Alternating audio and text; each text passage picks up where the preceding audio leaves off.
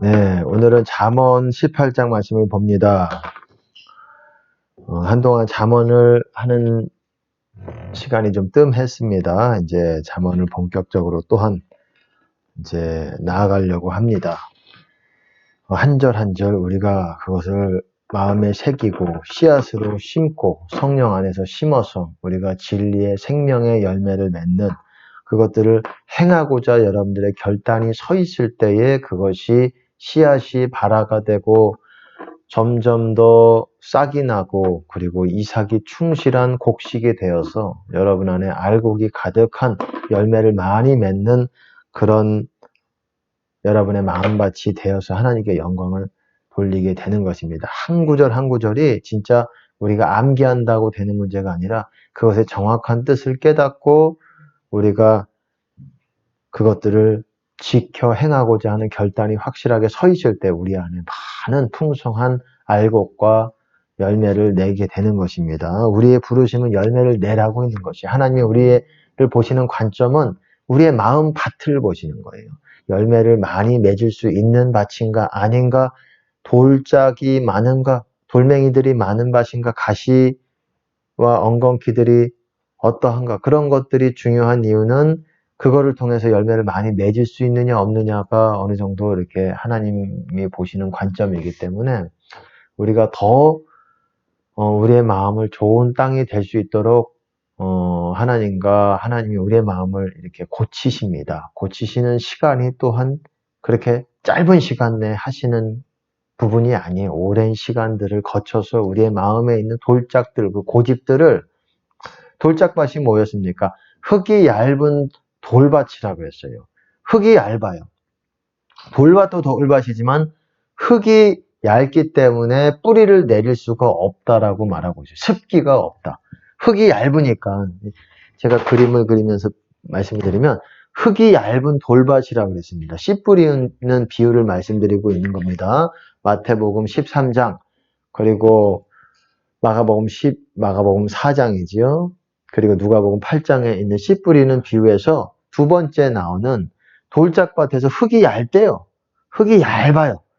이게 여기가 뭐 바위라면은 여기가 땅이라면은 흙이 얇고 돌멩이가 이렇게 많은 거예요. 바위도 있고 뭐 이런 자질구레한 돌멩이도 있고 그래서 씨앗이 여기가 심겨집니다. 심겨져도 뭔가 뿌리를 내리지를 못해요. 그 밑은 안반이기 때문에 여기에는 더 뿌리를 내릴 수가 없어요. 그러니까 물도 습기도 더 여기에 저장이 되지 않고 거기서도 히브리서에서도 그렇게 말하고 있잖아요. 땅이 위에서부터 오는 비를 흡수하여 밭가는 자들에게 합당한 채소를 내면 복을 받고 복을 받는다는 게 하늘의 복, 영생의 복을 말하는 겁니다. 이렇듯이 흡수를 해야 된다는 거예요. 흡수하려고 하는데 여기가 너무 흙이 얇대요. 그래서 뿌리를 내릴 수가 없어요. 뿌리를 내릴 수가 없고 이 열매를 많이 맺기 위해서는 이 바위가 하나님께서 깨 부셔야 돼요. 가루로 만들어야 돼요. 이게 뭡니까? 이게 뭐냐면 여러분의 고집, 우리가 비진리를 굳게 붙들고 있는 그런 거라고 보시면 됩니다. 잘못된 어떤 비진리들, 그것들을 사람들이 많이 굳게 붙들고 있어요. 그거를 무너뜨리고 파쇄하고 박살을 내야 돼요. 그러기 위해서는 부득이 하나님도 원치 않으시지만 우리의 환경을 공고하게 허락하셔가지고 이것들을 깨는 그런 일을 하십니다. 그래서 좋은 밭을 이것들이 깨지면 어떻게 됐습니까? 흙이 많은 좋은 땅이 가루 같은 좋은 땅이 하나님께서 씨앗을 심으면 물을 많이 흡수하고 그래서 뿌리를 깊이 내릴 수 있는 좋은 밭을 이루게 됩니다. 사람들에게 가지고 있는 사람들 그 마음 가운데 가지고 있는 잘못된 어떤 신념들이 있어요. 신념이라고 표현하면 좀 적합할 것 같습니다. 잘못된 거. 세상을 이기기 위해서 본인 나름대로 세상을 살아가고 이기기 위해서 자신들이 선택한 자신들이 개발한 꾀들이 있어요. 사람들을 상대할 때는 이렇게 뭔가 이렇게 해야 되고 뭔가 해서는 뭔가 자기가 세상 사람들 우위에 있기 위해서 고안해낸, 만들어낸 그런 꾀들이 있습니다. 그런 것들을 우상같이 섬기고 있어요.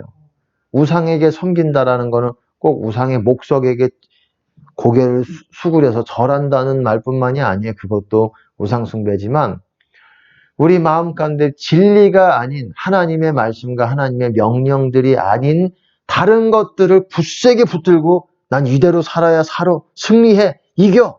내가 이 땅을 살아가려면은 이렇게 사는 수밖에 없어. 어떻게 바보같이 그렇게 사랑만 하고 이랬다가는 망해. 근데 예수님의 말씀은 그렇지 않잖아요. 너희가 그렇게 사랑하면 내 사랑 안에 있을 것이고 내 안에 있을 것이고 들어가도 복받고 나가도 복받고 이런 복들이 같이 온다고 예수님께서는 약속하고 있는 거예요.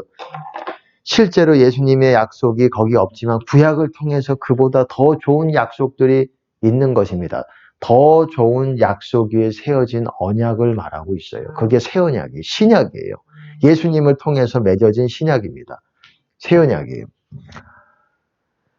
그러니까 어떤 밭은 또 가시와 엉겅퀴가 가시가 어떻습니까? 가시 엉겅퀴가 잘못된 열매를 맺는 그런 식물이 아니라 잘못된 식물들. 씨앗이 제대로 열매를 맺기 안 좋게 그거를 방해하고 기운을 막는다 그랬어요.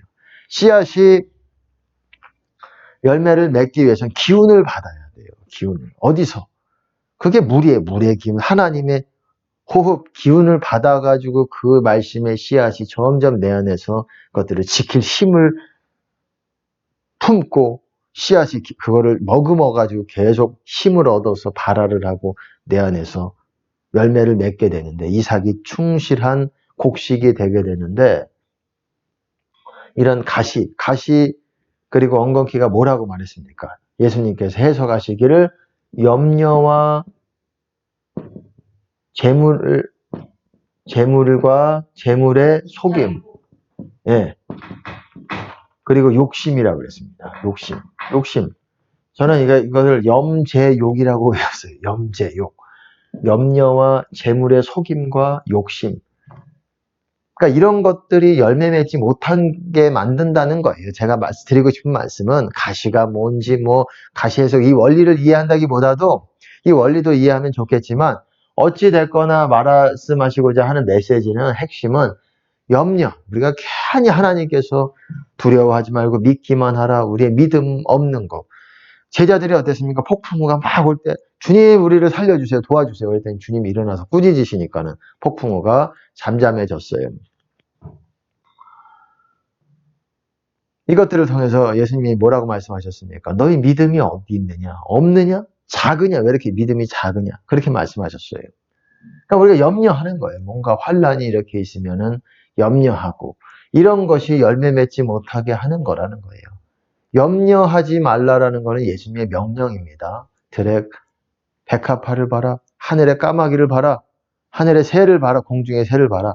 심지도 모아들이지도 않는데 천부께서 하나님 아버지께서 기르신다. 너희가 무엇을 먹을까? 마실까? 입을까? 염려하지 말아라. 먹고 마시고 입는 것, 우리 인간에게 반드시 충족돼야 되는 가장 근본적인 것을 걱정하지 마. 그거는 이방인들이 구하는 거야. 염려하지 마. 너는 오직 하나님의 의와 그의 하나님의 나라와 그의 의를 구하라. 이게 무슨 말이겠습니까? 이 땅에서 하나님의 나라가 이루어질 수 있도록 우리가 기도로 그리고 말씀 선포하고 그리고 하나님의 뜻을 행하고 이런 거에 온갖 초점을 맞추고 있어. 그럼 나머지는 다 채울 거야. 그런 약속이 예수님이 하셨습니다. 네. 그리고 염려뿐만 아니라 재물, 말 그대로 돈의 속임, deceitfulness라고 돼 있어요. 영어로 보시면 deceitfulness, 속임이라는 거예요. 재물이 속는다. 뭘 속입니까? 재물이 왜 속이죠? 여러분 돈이 많으면은 행복할 거라. 내가 행복하고 있다고 착각을 해요. 뭔가 돈에서부터 오는 기쁨과 이거를 하나님이 주시는 기쁨과 이거를 착각을 합니다. 아니에요. 하나님으로부터 직접 오는 기쁨과 행복을 여러분들이 경험해야지 돈이 많으면 어떻게 됐습니까? 여러분이 스스로 뭔가를 하려고 스스로 원하는 거를 다 할 수 있어요. 돈이 많으면. 친구도 얻을 수 있고 이 땅에서는 그냥 거의 하나님같이 여러분의 원하는 거의 모든 거를 다 사람의 마음도 삽니다. 돈이 있으면은. 여러분이 원하는 거의 모든 것, 구원을 제외한 웬만한 거, 병도 고치지요. 병도 고치고 거의 원하는 것들을 거의 할 수 있어요. 구원을 제외한. 그러니까는 속임이에요. 속이고 있는 거예요. 마귀가. 편안해, 편안해, 편안해. 그러니까 그런 안정감을 주는 거예요. 재물이. 오늘 보시는 말씀 가운데도 있지만 부자의 재물은 그들의 이 성벽과 그들의 요새와도 그렇게 여긴다 그렇게 말하고 있어요. 요새 성벽이 어떻습니까? 남들이 함부로 나를 점령하지 못하고 남들이 함부로 나를 어떻게 하지 못하는 높은 요새와 이런 걸로 생각한다는 거예요. 하나님이 강한 산성이고 요새고 하나님이 성벽인데 하나님으로 옷 입으면 하나님이 임재가 바로 성벽인데 재물이 또한 그런 속임을 준다는 거예요. 욕심, 탐욕 어떻습니까? 돈을 사랑하는 거 뭔가를 욕심이 뭡니까? 쉽게 말해서 뭔가를 내가 이렇게 모아두려고 나의 안위와 이런 것들을 위해서 모아두려고 하나님은 그렇게 말씀하지 않았어요. 주라. 너희가 달라는 자에게 줘라. 그리고 꾸고자 하는 자에게 그렇게 말씀하셨죠. 그렇게 나눠주라, 구제하고 이런 것들이 하나님의 뜻임에도 불구하고 욕심, 뭔가 내가 재물과 이런 것들을 재물뿐만 아니라 다 뭔가 내가 좌지우지하고 뭔가를 다 권세를 잡으려고 그러고 다 욕심 안에 들어가는 거예요. 그리고 육신의 정욕, 이기심, 여러 가지 음란, 이런 것도 다 혈기, 이런 것도 욕심이고 다, 그러니까 나를 높이기 위해서 하고자 하는 모든 수단과 방법을 가리지 않는 돈만 말하는 게 아니에요. 나를 높이기 위해서, 내가 형통하기 위해서 내 스스로 하고자 하는 내가 쥐고자 하는 그런 권세든 뭐든 명예든 그런 게 다 욕심이 이 땅에서 이 생의 자랑. 이런 것들이 다 욕심. 이런 것들이 열매 맺지 못하게 하는 거야. 하나님의 법은 어떻습니까? 내가 너희를 사랑과 같이 서로 사랑하라. 받고자 하는 대로 대접받고자 하는 대로 너희가 다른 사람을 줘라. 대접해 줘라. 그런 말씀이 있고 그렇게 다른 사람들에게 헌신적인 그런 사랑을 말씀하시고 그럴 때 너희가 이 땅에서뿐만 아니라 내세에서 그리고 내세뿐만 아니라 이생과 내생에서 이생이 지금 우리가 사는 그 세상 그리고 내생이 어떻습니까? 우리가 죽어서 가는 영원히 사는 신천지에서 영원히 신천지 여러분 그 신천지 아닙니다. 여러분 혹시나 저희는 건전한 대한예수교 장로의 소속 교단입니다. 신천지라는 표현이 원래는 굉장히 좋은 거예요. 우리의 바램이에요. 영원한 바램인데 이상한 사람들이 그거를 다 쓰고 있어요. 좋은 말들은 다 씁니다. 증거, 장막, 성전. 그거 정말 좋은 말이거든요. 근데 이상한 사람들이 쓰고 있어요. 그래서 난감합니다. 진짜 난감해. 증거, 장막, 성전이 성경에서 말하는 하나님의 성전에 실제 그렇게 표현하는 이름이에요. 증거, 장막, 성전. 근데 좋은 거를 다 써버렸어. 그냥 하나님의 교회. 이 서신서에서도 하나님의 교회가 나오잖아요. 큰일입니다. 지금 진짜 저희는 대한예수교 장로의 건전교단입니다. 여러분 혹시 이 말씀을 들으시는 분들이 신천지를 언급해서 신천지 새하늘과 새 땅 우리가 영원히 살 거처 새롭게 돼서 이 하늘과 땅이 새롭게 돼서 우리가 영원히 사는 거처가 바로 신천지 새하늘과 새 땅이라고 말하는데 오해 없으시기 바라겠습니다. 처음 들으시는 분 있을 것 같아서. 어쨌든 이런 걸로 인해서 씨앗을 맺지 못합니다. 제가 왜 어쨌든 이런 표현들이 나오는지, 제가 다시 1절로 들어갑니다. 잠언 18장 1절에서 하나하나 말씀을 보도록 하겠습니다. 무리에게서 스스로 나뉘는 자는 화면을 보세요. 화면 이제 1절부터 보겠습니다. 무리에게서 스스로 나뉘는 자는 자기 소욕을 따르는 자라 온갖 참 지혜를 배척하느니라. 여기서 보세요.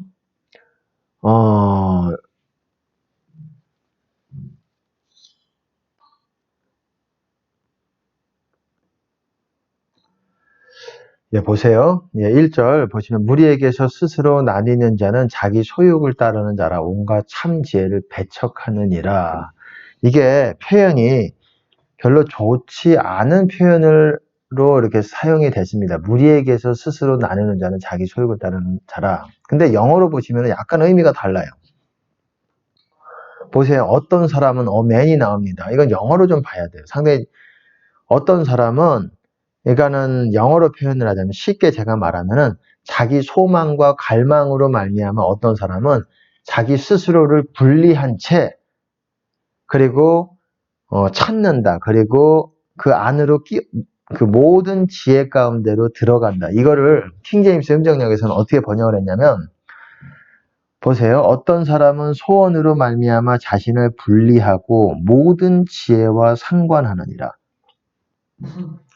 예, 좀 제가 무슨 말인지 여러분들이 좀 이해를 못할 수도 있는데 제가 말씀드리고 싶은 거는 이 개역 한글 표현은 약간 좀 좋지 않은 사람의 의미로 이렇게 표현을 하고 있지만은 이게 실제로는 보세요. 이런 의미예요. 어떤 사람은 자기 소망으로 말미암아 그 자신을 분리한 separated himself라고 돼 있잖아요. 이거는 분리한다라는 말이잖아요. 나눈다. 근데 이것을 실제로 이게 거룩이라는 말이 분리한다라는 의미를 포함하고 있어요. 구별되는 것. 구별된다는 게 분리하는 거잖아요. 그러니까 그 자신을 분리하면서 쉽게 말해서 어떤 사람은 분리하면서 모든 지혜 가운데로 들어간다 이런 말이에요. 이게 나쁜 의미가 아니에요. 개역 한글로 보면은 무리에게서 어떤 그룹에게서 나눠져서 뭐 자기 소욕을 따르고 모든 지혜를 배정한다 좀 말이 안 되는 표현 같지만 이게 사실은 그러니까 좀 더 구체적으로 중요한 이 가운데 행간의 의미가 들어가 있어요. 무슨 말이냐면 내가 분리가 됐다. 거룩하게 구별이 됐을 때 제가 말씀을 드렸어요. 거룩한다는 의미는 주님 안에서 있다라는 것을 그렇게 표현한다고 말씀드렸어요. 우리가 우리 자신을 거룩하게 구별하고 그럴 때에 주님 안에 들어가서 모든 지혜, 하나님으로부터 오는 모든 지혜 가운데를 우리가 그것들을 경험할 수 있고 그것들을 누릴 수가 있고 그러니까 보세요. 근데 사람이 그거를 통해서 갈망을 통해서 자기 소망을 통해서 쉽게 말해서 이런 거예요. 이런 말이. 어떤 사람은 이런 사람도 있다라는 거예요. 물론 자기가 우리가 주님 안에 있을 때 이건 상당히 이 안에 설명이 좀 20분 정도가 필요한 말이에요. 그러니까 왜냐하면 우리가 주님 안에 들어갔을 때에 우리가 주님으로부터 오는 지혜를 경험할 수가 있어요. 그렇기 때문에 어떤 사람들은 자기가 소망하는 게 너무 이 간절한 소망이 있기 때문에 이거를 이루기 위해서 자기를 분리하고 자기를 거룩히 하고 모든 지혜들을 하나님으로부터 받아서 그것을 이룬다는 말이기도 합니다. 그러니까 사실 구원이라는 게 뭐 꼭 그러니까 그런 사람도 있다라는 거예요. 어떤 사람은 그러니까 자기가 원하는 게 주님 안에서 우리가 이루어질 수가 있는 것이기 때문에 그래서 거룩함을 유지하는 사람도 있다라는 거예요. 그렇기도 한다라는 거예요. 그러니까 뭐 어찌됐든 하나님을 사랑해서 하나님을 만나기 위해서 하나님의 뜻을 행하기 위해서 우리가 거룩히 구별하고 우리 자신을 주님 안에 있고 그렇게 모든 지혜 하나님으로부터 오는 모든 지혜들을 인터미들라는 말은 그 안으로 들어간다는 거예요. 그 안으로 들어가서 상관하고 만난다는 거예요. 모든 지혜들을 경험한다는 거예요. 찾으면서. 그러니까 우리가 주님 안에 있을 때 모든 그런 지혜들을 경험하고 이러는데 그런 것들을 통해서 우리의 소망들이 이 땅에서의 소망도 이루어질 수가 있거든요. 그러니까는 그 정도만 알아두시면 됩니다. 어쨌든 뭐 더 제가 이 부분에 대해서 설명은 드릴 수 있는데 더 중요한 것들이 뒤에 나오기 때문에 여기서 힘을 다 뺄 수가 없어요. 제가 그러니까는 이거는 사실은 좋은 의미예요.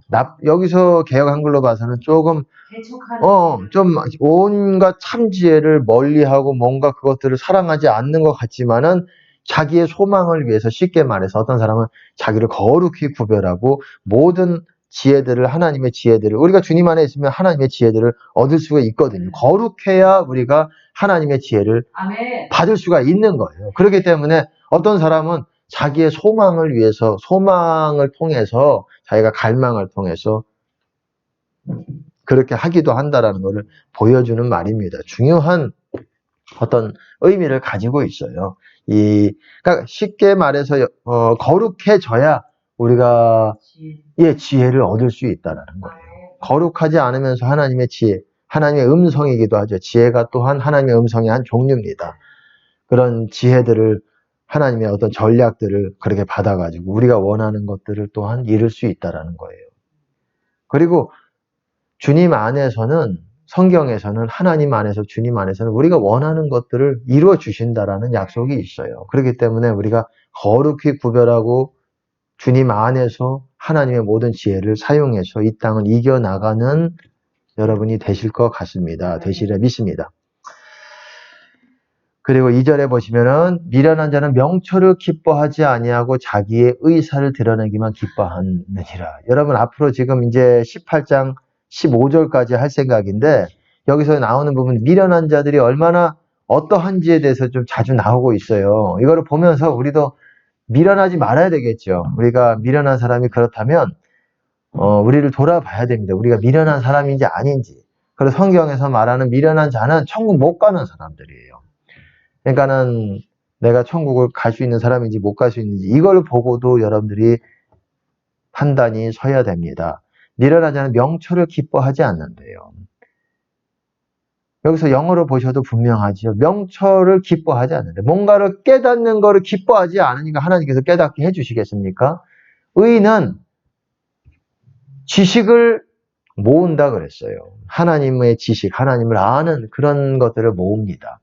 하나님을 더 잘 섬기기 위해서, 하나님과 더 함께 하기를 원해서.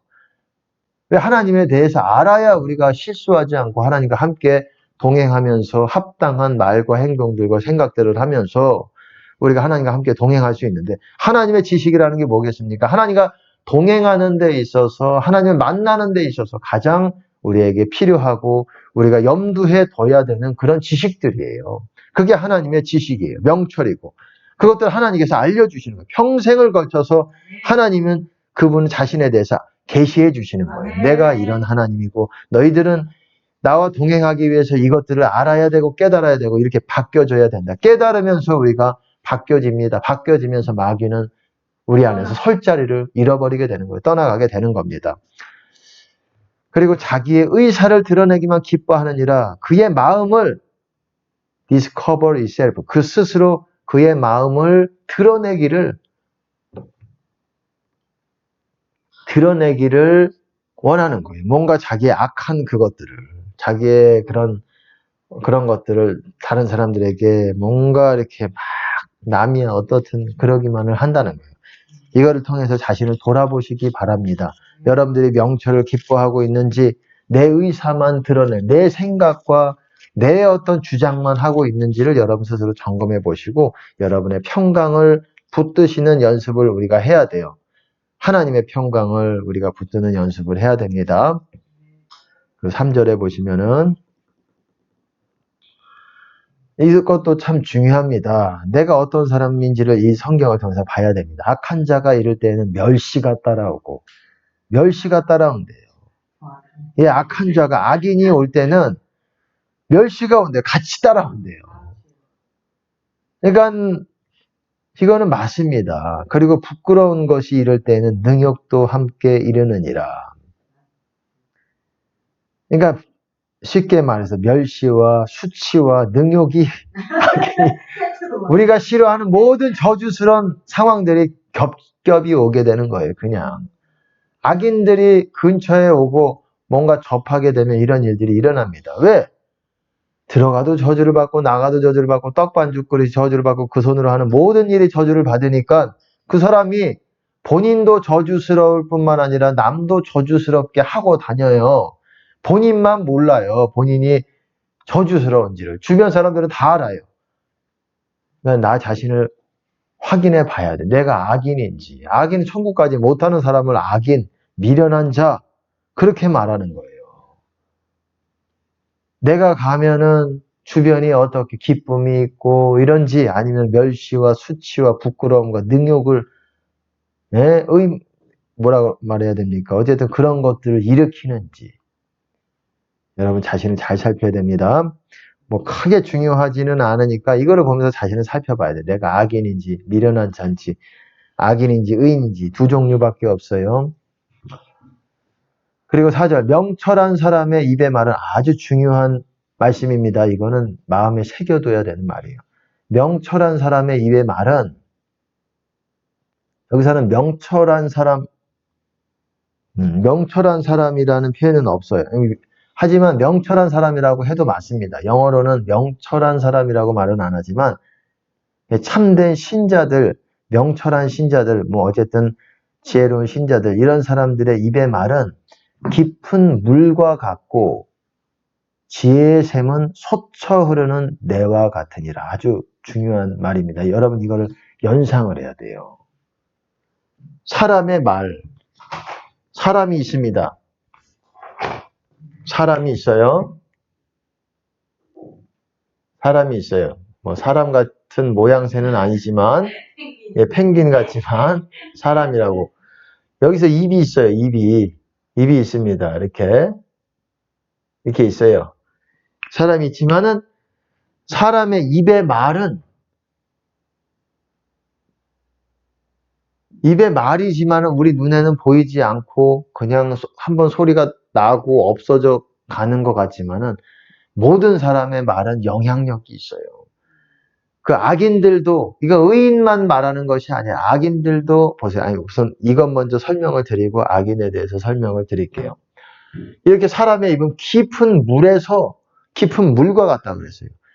물이 성령께서 주시는 모략을 말하는 거예요. 음성을 말하는 거예요. 그것은 그리고 우리의 말씀의 은사가 꼭 설교자에게만 있는 것이 아닙니다. 제가 늘 말씀드렸듯이 모든 신자들이 하나님의 말씀을 대언할 수 있는 그런 역량과 그런 부르심이 있어요. 자신의 수준과 자신의 어떤 그런 분량이 있겠지만 좀 더 목회자들의 부르심들은 더 그것보다는 좀 더 분량이 많을 수 있겠지만 모든 신자들은 하나님의 말씀을 듣고 대언할 수 있도록 창조가 되었고 할 수가 있습니다.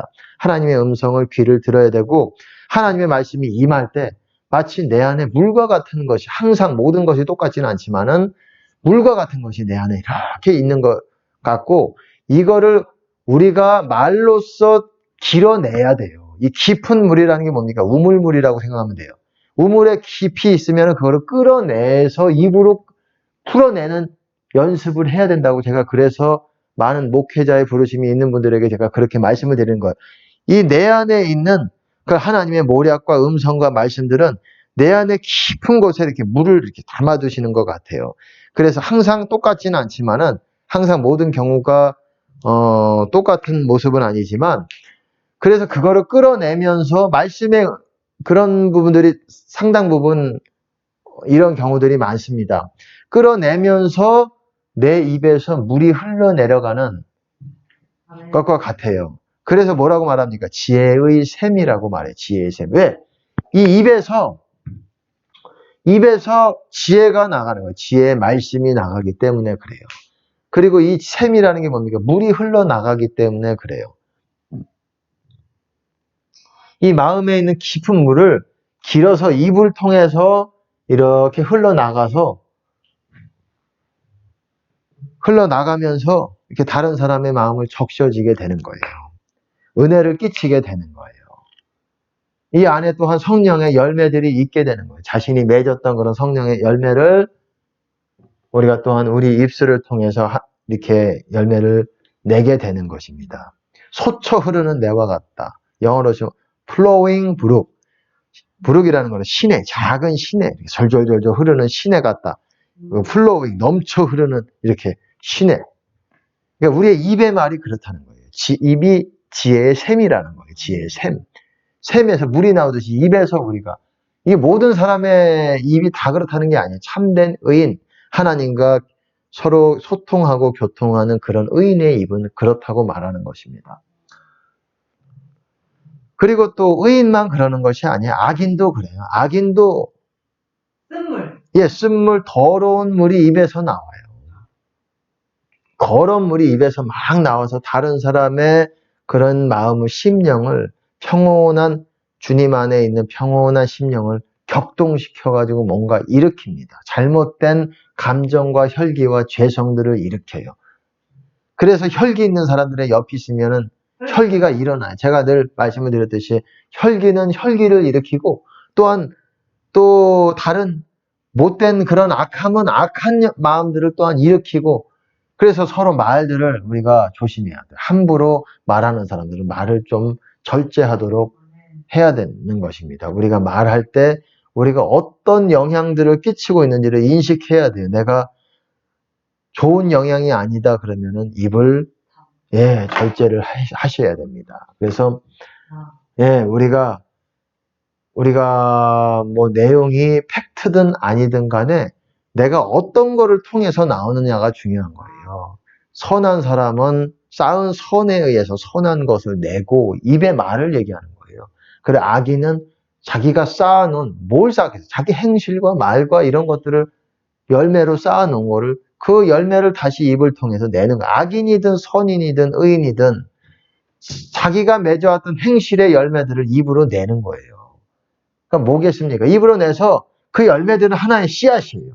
그래서 다른 사람들에게 영향을 주는 거예요. 그러니까 악한 사람 옆에 계속 있으면 악한 것들이 계속 심겨지게 됩니다. 그리고 그걸 받아들이게 되면 더 잘 심겨지게 되는데 또 튕겨낼 수도 있어요. 그러니까 우리가 중심을 잘 잡아야 돼요. 말을 들으면 그만큼 손실이 있을 수가 있고 우리가 다 중심을 잡고 잘못된 말은 또 쳐내야 돼요. 이게는 우리가 받아들이지 말아야 되는 말들은 그래야 되는 것입니다. 그래서 우리 옆에 하나님의 사람이 있어서 그런 하나님의 그런 말씀들과 하나님의 은혜들을 끼치는 그런 사람들이 옆에 있으면은 정말 성장하는 게, 영적으로 성장하는 게 상당히 수월하고 더 이렇게 쉽게 될 수가 있어요. 같이 서로 승승장구, 윈윈하고 상생하게 되는 거예요. 상생. 같이 서로 사는 건데. 악한 사람이 있으면 상사예요. 서로 그냥 죽는 거예요. 서로 죽는 거예요. 내 말이 올무가 돼서 나도 묻고 남도 묻고 같이 묻는 거예요. 멀쩡한 주님 잘 믿는 사람까지도 그냥 올무에 그냥 묶여지게 만드는 거예요. 그럼 본인은 괜찮나? 본인도 묶이는 거예요. 그만큼이 묶이는 거예요.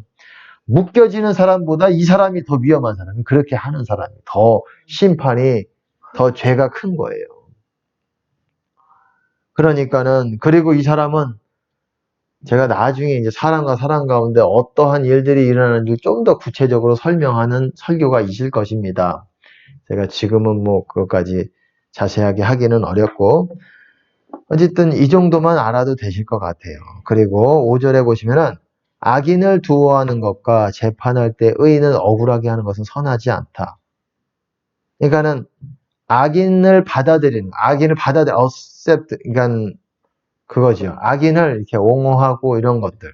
그리고 의인을 던져버리는 거. overthrow the righteous.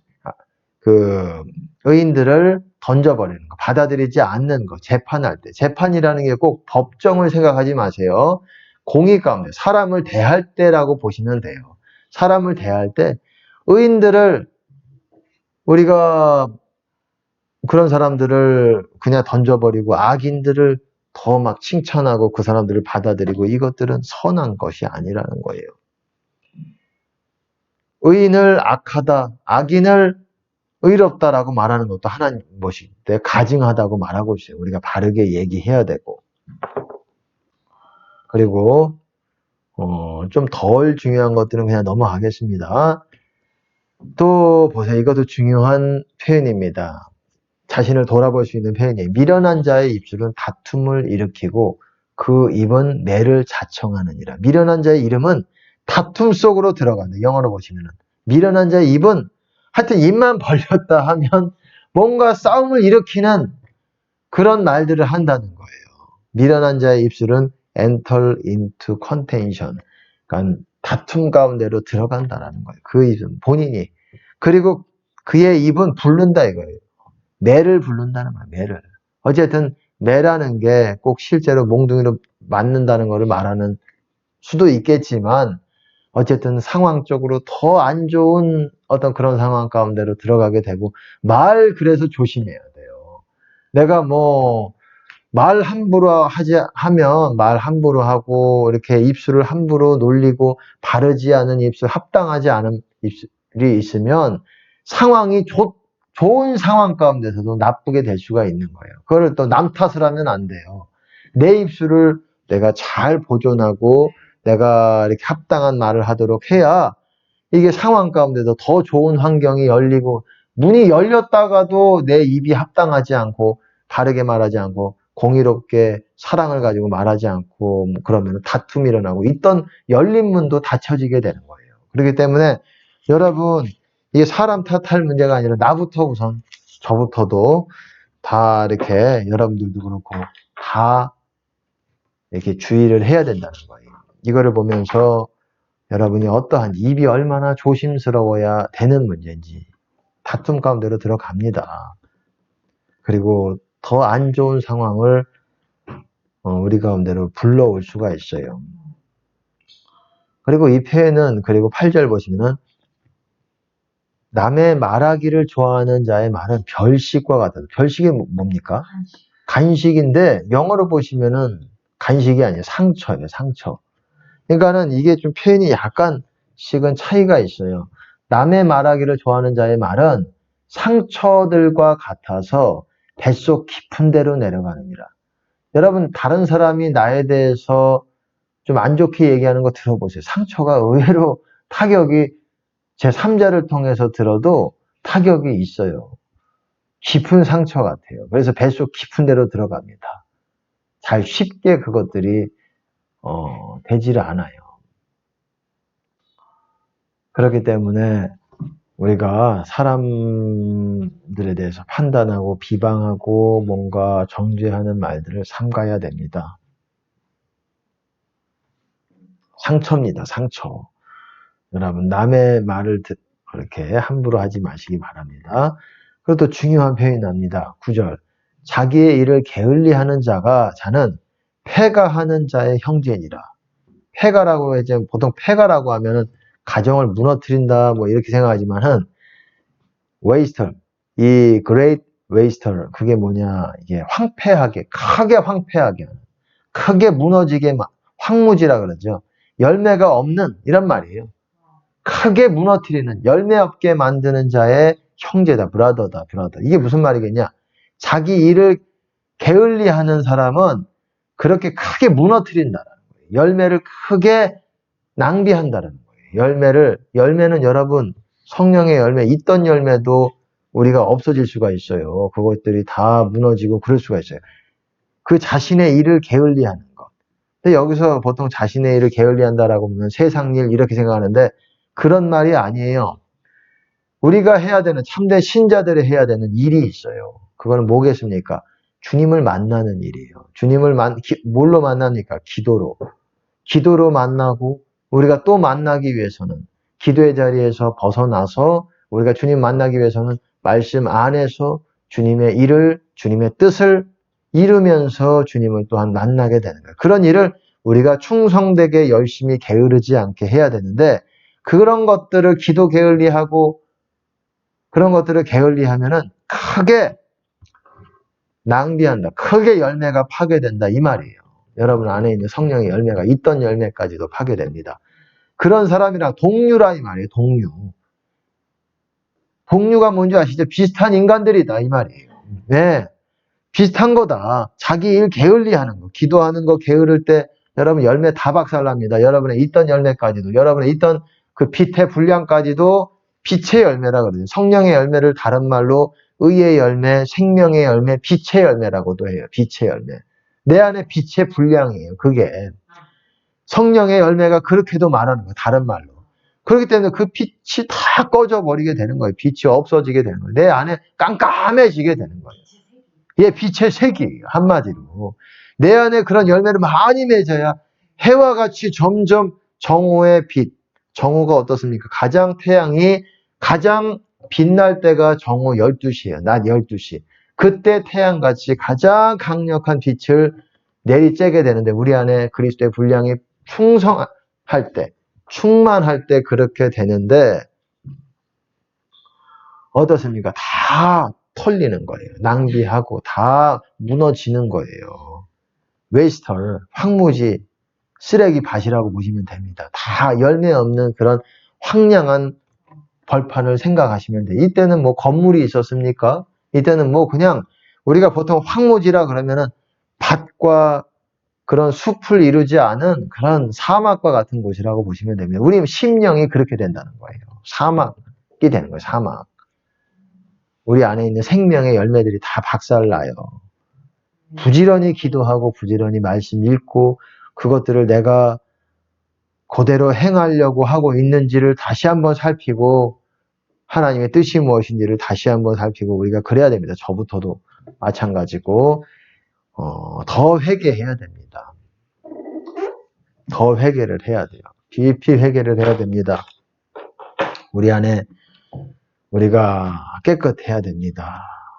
속을 깨끗이 하라. 그러면 겉도 깨끗하게 될 것이다. 이렇게 말씀하고 있어요. 마태복음 23장에 바리새인, 화이실 진저 바리새인들아 너희 속은 탐욕과 방탕으로 가득하도다. 너희 겉을 깨끗이 한다. 대접의 겉은 깨끗이 한다. 대접의 겉이 뭐겠습니까? 사람들에게 보여지는 그 외식을 말하는 거예요. 그런 모습들은 그럴듯하게 그냥 하지만은 너희 속은 거짓과 방탕과 탐욕과 죽은 자들의 뼈와 그게 무슨 말이겠습니까? 죽은 것들이 가득하다 네 속에.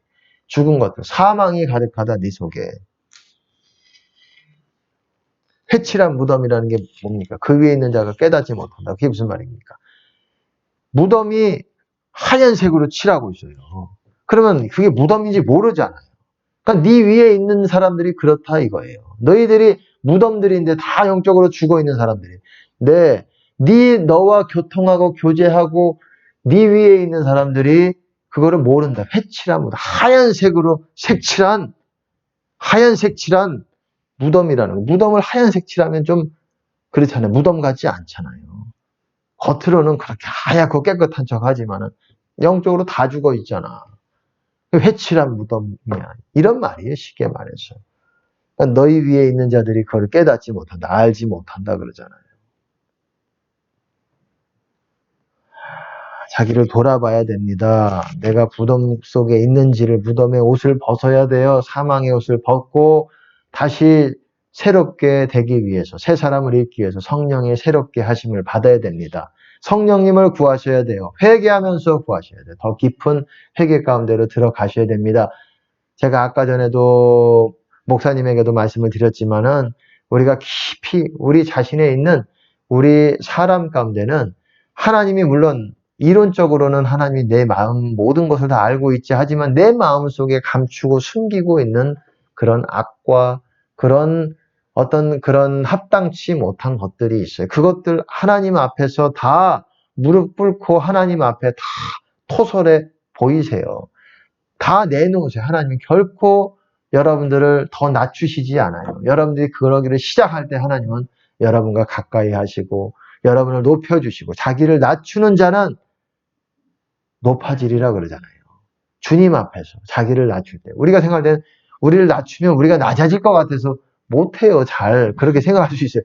우리가 진짜 사람이 은근히 자존감이 있어요. 그래서 나를 낮추면 하나님이 진짜 우리를 낮추게 보고 우리가 다른 사람들에게도 낮춰지면 사람들에게 낮추면은 좀 그런 것도 있겠지만 우리가 사람들에게도 겸손해야 됩니다. 낮춰야 되는 부분도 있지만 우리가 하나님 앞에 낮추면은 낮아질 것 같지만은 이상하게 높아져요.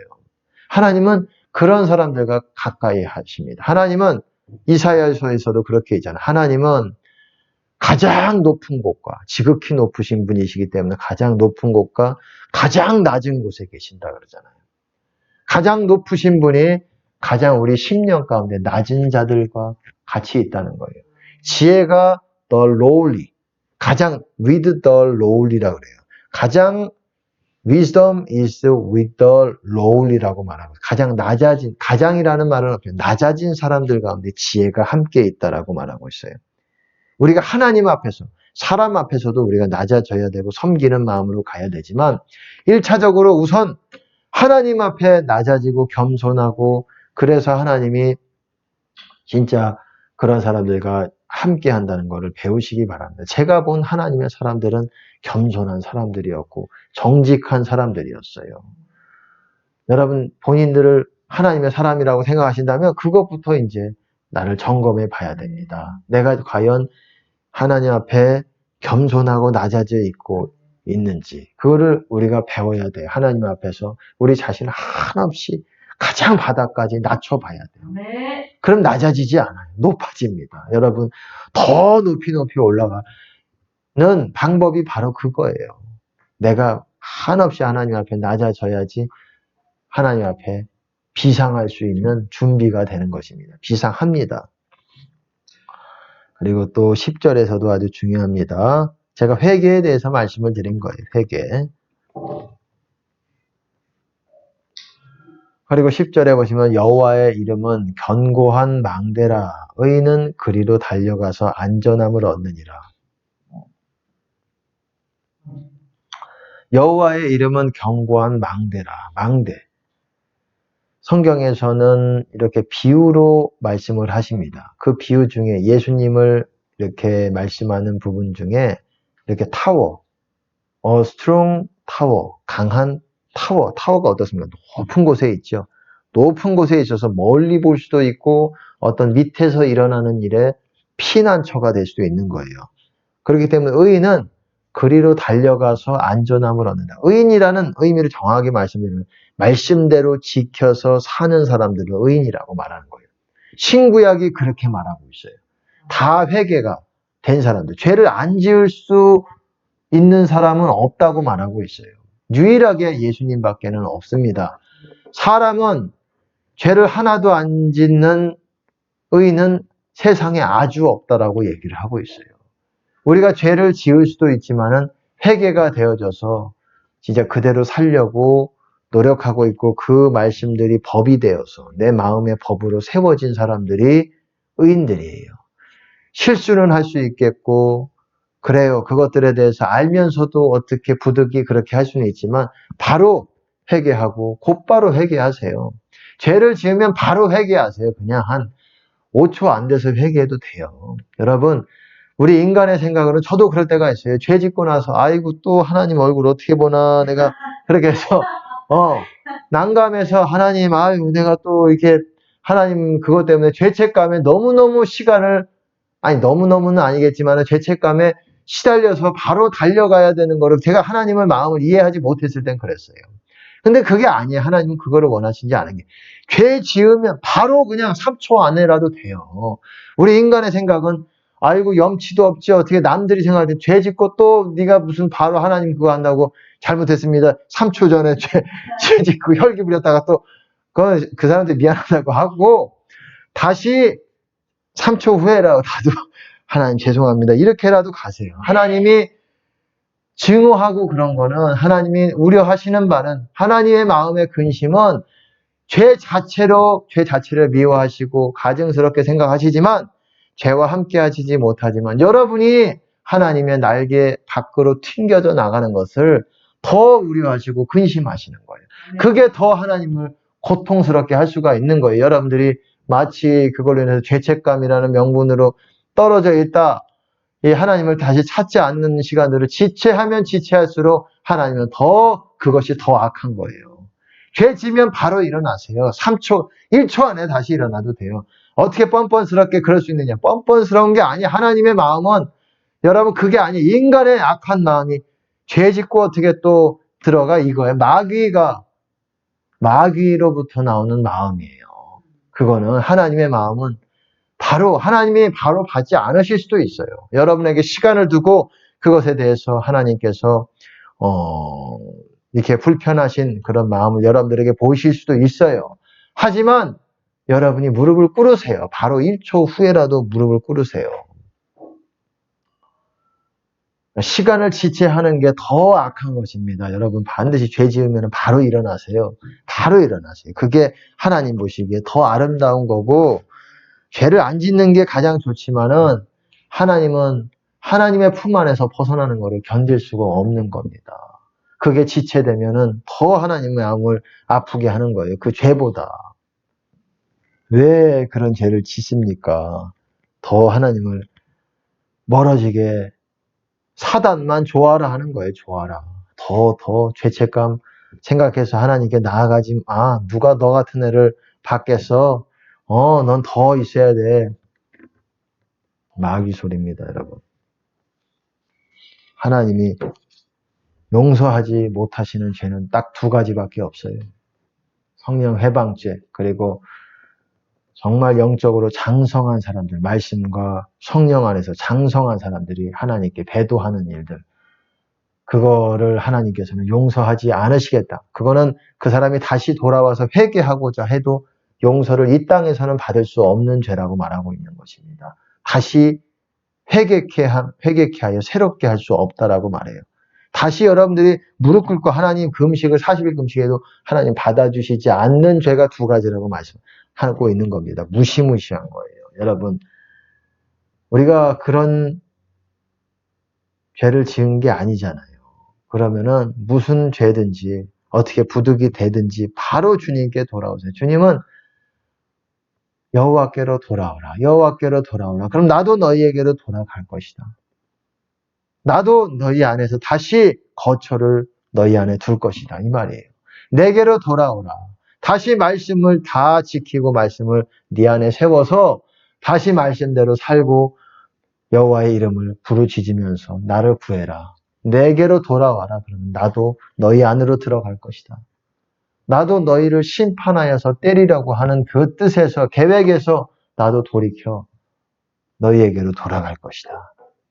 여러분, 이것이 하나님의 말씀이고 진리입니다. 간단합니다. 원리는. 성경이 말하고자 하는 게 표현이 비유가 섞여가지고 어렵게 되고 뭐 이런 것들을 이해하기 위해서 좀 어떤 지식도 필요하지만은 말하고자 하는 게 너무나도 간단한 거예요. 주님 안으로 들어오라는 거예요. 주님 안으로. 하나님의 사랑 안으로 들어오라는 거예요. 하나님의 사랑 안으로 여러분들이 그거를 받아야 됩니다. 성령으로 말미암아 하나님의 사랑이 너희 마음에 부음받음이니 성령을 받을 때 하나님의 사랑이 여러분 안으로 들어가는 거예요. 그럴 때 하나님의 사랑 가운데 주님 안에 여러분들이 들어가게 되는 거예요. 하나님의 사랑이 여러분 안에 온전하게 되어야 우리가 주님 안에 있는 것을 알 수 있다고 얘기합니다. 여러분 안에 하나님의 임재, 하나님의 사랑이 있는지를 확인하고 인식할 수 있어야 돼요. 없으면 기도의 자리로 들어가세요. 회개 자리로 들어가세요. 여러분, 이제 시간이 없어요. 우리가 회개할 수 있는 시간조차도 쉽지 않습니다. 이제는 바빠서 못할 수도 있어요. 여러분들이 평범한 때가 아닙니다. 이제 은혜가 예전보다 훨씬 어려워지는, 은혜 받기가 어려워지는 때가 이미 도래하고 있어요. 상당 부분 왔습니다. 이제 여러분, 염소랑 양이랑 거의 나눠지고 있어요. 더 이상 이제 기회가 쉽지 않은 때로 들어가고 있습니다. 여러분이 큰 대가를 지불해야 다시 한번 기회를 얻을 수 있는, 그것도 하나님의 은혜가 있어야지 기회를 얻을 수 있는 때가 돌아오고 있습니다. 여러분, 회개로 주님 안으로 들어가세요. 주님을 구하세요. 무릎 꿇으세요. 하나하나 여러분의 죄를 하나님 앞에 듣는다고 느끼지 않을지라도 하나하나 여러분이 어려우면은 노트에라도 적어가지고 하나하나 여러분의 죄들을 하나님 앞에 올려드리세요. 하나님 이러이러한 죄를 졌습니다. 하나님 용서해 주세요. 은혜가 느끼지 않아도 그렇게 시작을 하세요. 은혜가 부어집니다. 오래 걸리지 않아서 은혜가 부어집니다. 여러분이 성령 해방죄를 짓지 않았다면 은혜가 반드시 옵니다. 여러분이 버림받은 상태, 여러분이 생명책에서 지워진 상태라고 해도 은혜가 옵니다. 생명책에서 지워졌다고 해서 생명책에서 다시 기록될 기회까지 없다는 게 아니에요. 제가 말씀을 드렸잖아요. 성령 해방죄만 다시 안 되는 거고, 그리고 영적으로 장성한 수준의 말씀과 성령 안에서 장성한 수준의 사람들이 배도했을 때, 여러분이 그런 사람들이 흔하지 않아요. 우리나라에는 그런 사람 극히 드물어요. 극히 드물어. 그런 사람들은. 이 성령에 어느 정도 뭐 성령과 동행하는 사람들이 있지만 말씀과 여러분 히브리서 6장을 한번 보세요. 하나님의 말씀의 능력을 맛보고 하나님의 말씀의 능력을 맛본 사람들이 흔하지 않아요. 성령은 조금 경험해서 예언 은사 있고 이런 사람은 있지만 말씀이 없으면 말씀에 단단한 음식을 먹지 않으면 장성한 급에 오를 수가 없어요. 그런 수준의 진리도 없잖아요. 대다수가 그렇습니다. 아주 극소수의 사람들만 영적인 장성한 수준의 그런 음식을 먹고 그런 것들을 경험하고 하나님의 그런 것들을 하고 있어요. 손가락으로 꼽아야 될 것 같아요. 제 생각에. 뭐 10명 안팎이 넘는지 그건 저도 모르겠어요.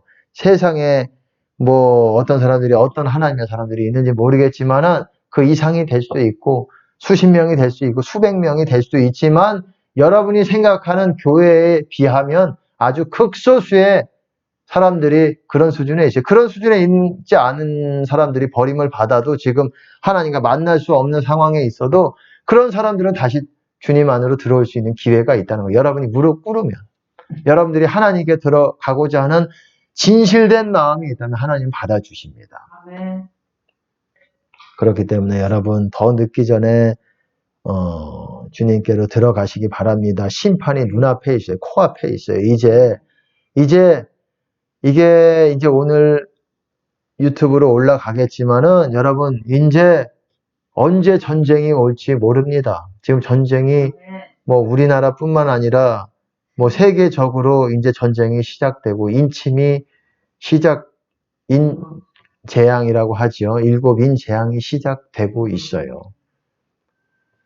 시작되고 있습니다. 정확하게 보면은 아직 인이 떼어진 것인지 아닌지 뭐라고 논할 수는 없을 것 같아요. 제가 뭐 연기에서 본 게 아니니까. 근데 네, 그런 게 거의 임박해 있고 지금 흑암 3일, 제가 흑암 3일에 대해서 말씀드리고 있지만 흑암 3일 임박해 있습니다. 흑암 3일 전쟁 후에, 전쟁 전에 우리나라도 뭔가 전면전이 될지 어떨지는 모르겠어요. 국지전이 될지. 어쨌든 파괴함이 있을 거라는 거예요. 어떤 미사일의 어떤 공격과 뭐 그런 걸로 인해서 어쨌든 군인들과 이런 것들이 많이 손실이 인력과 군 어떤 그런 손실들이 있을 것입니다. 여러분 빨리 거기에 그거 하지 않으면 회개하지 않으면 여러분이 마귀가 여러분들을 삼키도록 하나님께서 삼킬 수밖에 없게 되는 거예요. 하나님의 보호하심을 받아야 됩니다. 여러분 흑암 3일 올 때 만약에 어두워지는 날들이 있으면 절대 바깥에 나가지 말고 집 안에 들어와서 가족들 다 전화해가지고 모으세요. 그런 얘기를 미리 하세요. 그래서 가족 가운데 그 3일 동안 계속 기도하세요. 많은 그런 메신저들이 흑암 3일을 외치는 메신저들이 그 3일 동안에 부흥이 올 거라고 말하는 사람들이 많았습니다. 다수의 사람들이 그랬어요. 저는 그럴 가능성이 많다고 생각합니다. 부흥이 어떻게 올지 그런 때에 가장 어두울 때 하나님께서 가장 강력한 빛을 하나님께서 두시는 것은 하나님의 원리 가운데 하나예요.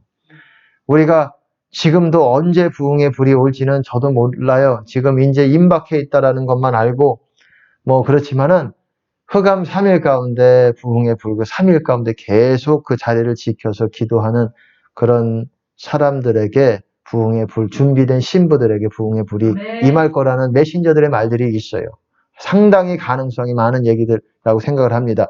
그때 집 밖에 있다가는 여러분 큰일 납니다. 죽음의 사자들이 돌아다녀요. 실제 영적인 사람들인지 영적인 사람들이 아니라 그 악한 영들인지 아니면은 또 사람들이 눈에 뵈는 게 없으니까 극악의 어떤 그런 거에 휩싸여가지고 사로잡혀서 서로 안 보이기 때문에 마구마구 어떤 묻지마 살인들이 저도 그런 생각을 했어요.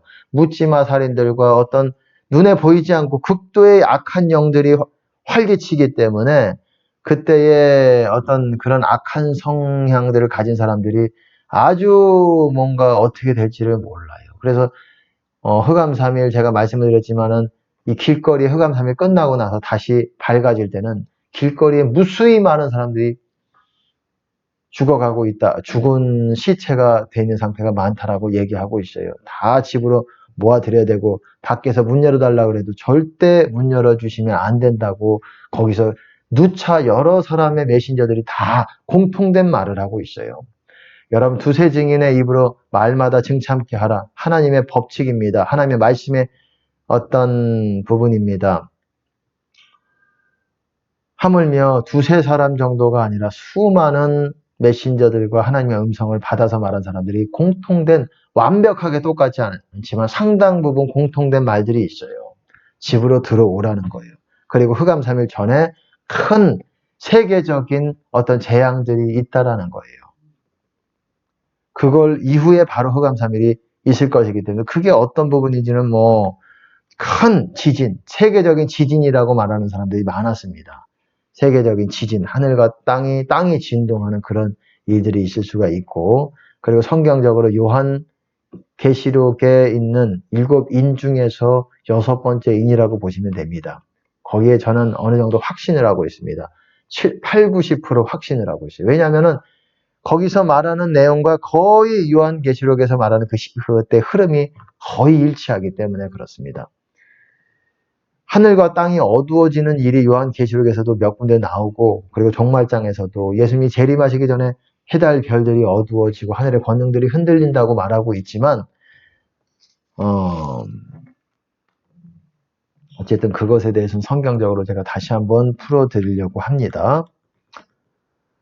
그리고 11절에 보시면 중요하지 않은 부분들은 좀 간단하게 넘어가겠습니다. 부자의 재물은 그의 견고한 성이라 그가 높은 성벽같이 여기느니라. 아까 말씀드렸듯이 그 재물 자체를 의지한다는 거예요. 재물이 있으면 하나님같이 믿는다는 거예요. 그게 재물이 있으면 아쉬울 게 없는 거죠. 물질이 있으면 그렇게 자신을 지켜주는 성이라고 생각을 하는 거예요. 하나님이 성이잖아요. 믿는 사람들은.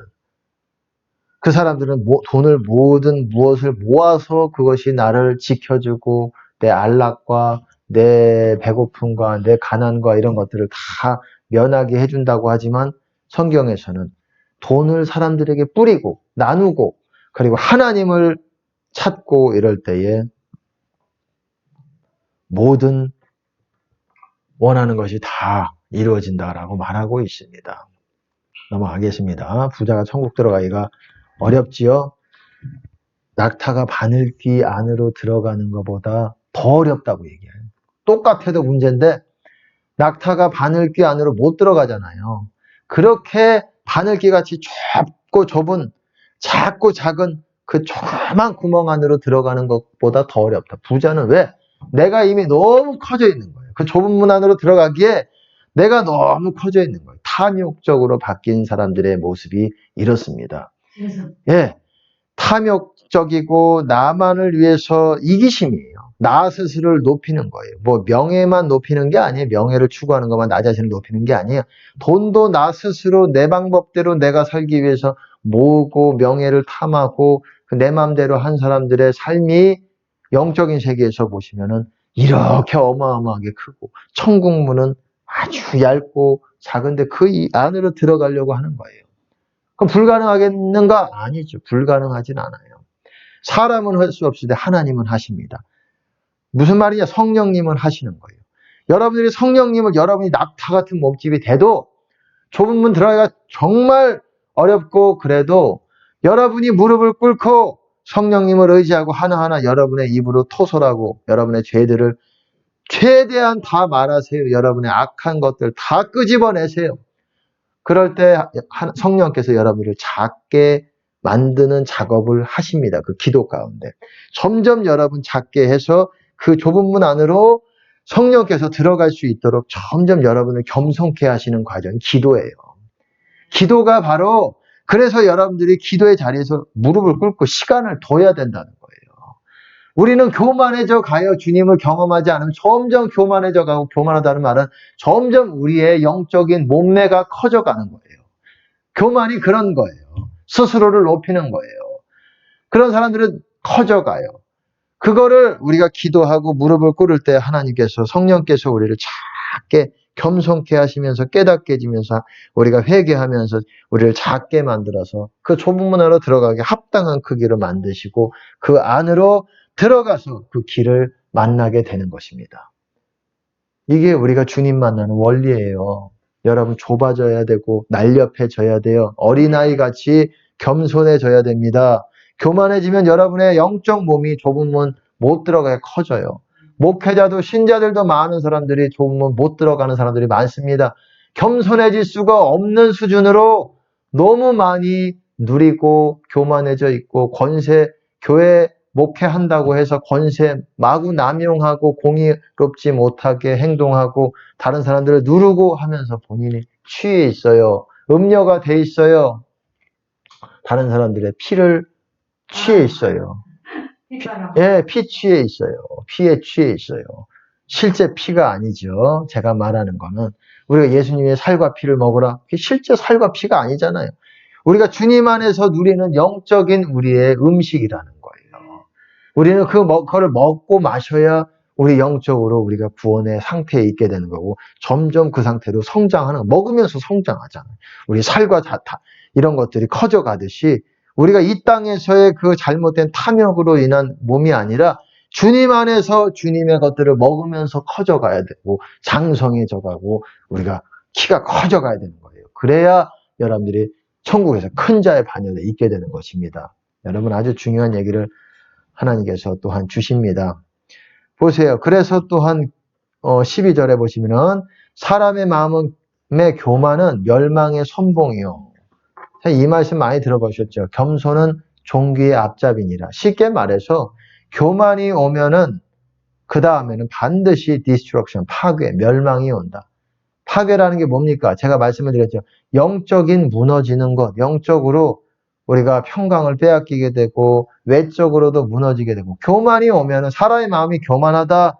내 스스로 뭔가 하다 하나님의 평강 못 붙들고 내 마음대로 말하고 행동한다. 그러면 어떻게 되겠습니까?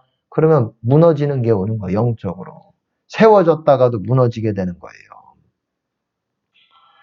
우리의 영은 세워지게 되는 거예요. 점점. 건물과 같이 빌딩이라고 그래요. 너희는 하나님의 빌딩이라고 그래요. 빌딩. 하나님의 집이잖아요. 영어로 보시면 빌딩이에요. 빌딩이 뭡니까?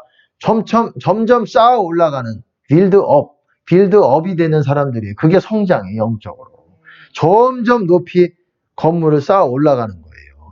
그래서 하나님을 아는 지식으로 쌓아지면서 우리가 하나님이 온전히 거하실 수 있는 그런 하나님의 집으로 바뀌어지게 되는 거예요. 그게 그리스도의 분량으로 풍성하고 성장하고 자라게 될 때 그렇게 되는 것입니다. 그쪽으로 나아가는 것이에요. 13절 사연을 듣기 전에 대답하는 자는 미련하여 욕을 당하느니라. 사연, 어떤 문제들에 대해서 그것들을 듣기도 전에 다 끝까지 듣기도 전에 대답하는 사람들, 그런 사람들 미련한 사람들이다. 그에게 수치가 온다 그 말이에요. 끝까지 들어야 되고 그렇습니다. 14절에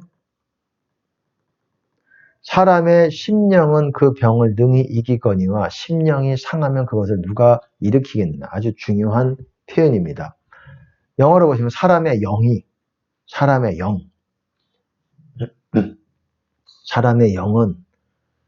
여러분 사람의 영은 자고 있기도 하고 깨어 있기도 해요.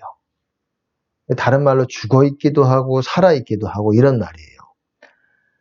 이 사람 어떻게 할 때 자고 있느냐? 성령님이 오셔야 우리의 성령님이 오셔서 우리의 영과 연합이 돼야 우리가 깨어나게 되고 살아나게 되는 거예요. 영적으로. 성령님이 떠나시면 우리의 영도 죽는 거예요. 그래서 우리의 영과 하나가 되어서 우리에게 말씀하시고 우리의 영에서부터 나오는 그런 주님의 음성을 우리가 듣게 되는 겁니다. 영이라는 건 인간의 가장 깊은 것이에요. 가장 깊은 것의 소리를 여러분이 들을 줄 알아야 돼요. 그게 뭘로 막는 줄 아십니까? 여러분이 양심을 저버리는 것들, 마음에 정직하지 못한 것들이 그 영에서부터 나오는 것들을 자꾸 걸러지게 왜곡되게 만들어요. 그래서 여러분이 정직하고 똑바로 쓰고 이렇게 돼야 영에서 여러분의 안에 가장 깊은 것에서 나오는 그 음성을 귀로 들리는 게 아니에요. 귀로도 하나님께서 말씀하시기도 하고 저 같은 경우는 배에서 웅웅웅 하듯이 뭐라고 하신 적도 있어요. 이게 뭐지 하고 내가 배를 제가 봤어요. 배에서 뭐라고 웅웅웅 하듯이 소리가 귀에 들리는 거예요. 그렇게도 말씀하시지만 상당 부분 좀 드문 경우고, 그런 경우 일반적으로 좀 드물고, 보통 일반적으로 마음의 평강과 함께 어떤 깨달음의 방식으로, 아니면 마음의 어떤 아까 전에 말씀드렸듯이 깊은 물과 같은 어떤 긍휼의 어떤 하나님의 마음과 같은 것이 고여지면서 이렇게 깨닫게 되고, 이런 것들이 이렇게 표현이 이렇게 들려지기도 하고, 이런 방식이 가장 정확하고 일반적인 방법이에요.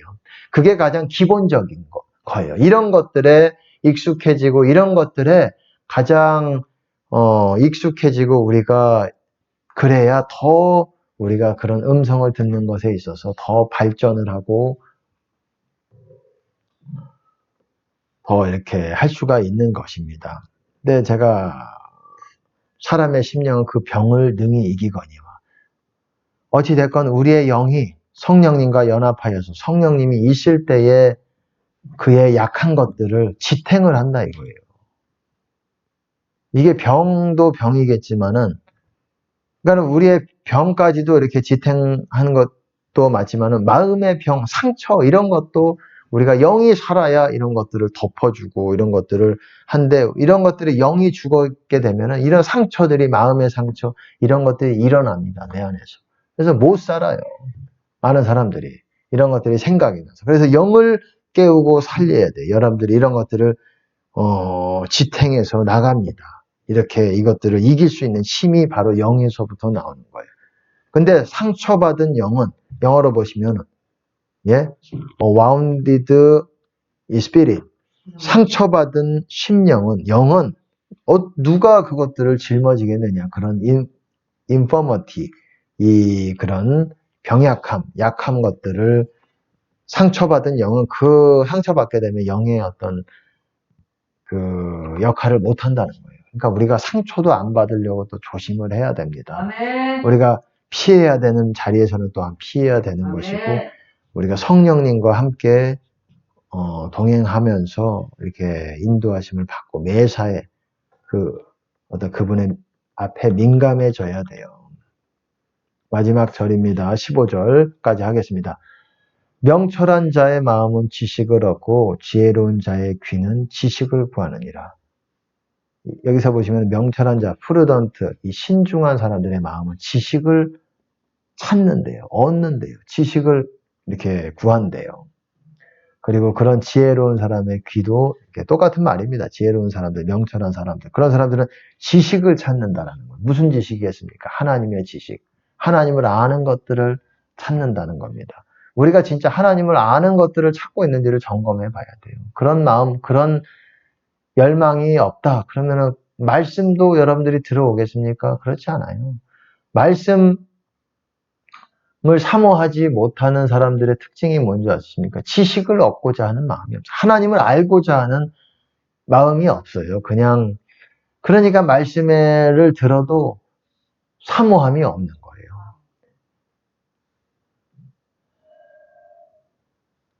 그러니까 명철한 사람이 아니죠. 지혜로운 사람이 아닌 거죠. 지혜로운 사람, 명철한 사람들은, 모든 사람들은 그렇게 하나님을 알고자 하기 때문에 말씀을 사모하는 게 있어요. 그 지식을 얻고자 하는 게 있어요. 하나님의 지식을. 그래서 말씀 사모하지 않으면은 여러분들 구원에서 내가 구원받지 못한다, 천국 못 갈 가능성이 아주 많다는 거를 여러분 깨달으시기 바랍니다. 예, 말씀 우습게 보면은 여러분 천국 못 간다고 봐야 돼요. 거의. 네. 거의 그런 사모함은 같이 일어나요. 성령이 여러분 안에 계시다면 말씀을 사모할 수밖에 없어요. 네. 같이 가야 됩니다. 성령과 말씀, 그리고 하나님의 뜻대로 사는 삶, 같이 가야 됩니다. 신앙생활은 단순한 겁니다. 여러 가지 어려운 말로 성경을 통해서 말하고 있지만은 단순한 거예요. 우리가 주님께로 돌아가서 주님 안에 거하면서 주님의 뜻을 행하고 말씀대로 사는 것. 그래서 많은 사람들에게 사랑하고 서로 하나님께 영광이 드리는 것. 간단한 겁니다. 그렇게 하나님을 섬기는 거고. 하지만 이게 생각보다 우리 자아가 있고 그러면 쉽질 않아요. 우리가 좀 더 우리 자신을 살피는 여러분이 되셔야 될 것 같습니다. 네. 이제 앞으로 그런 저와 여러분이 되도록 노력하겠습니다. 노력하도록 하겠습니다. 하기 바랍니다.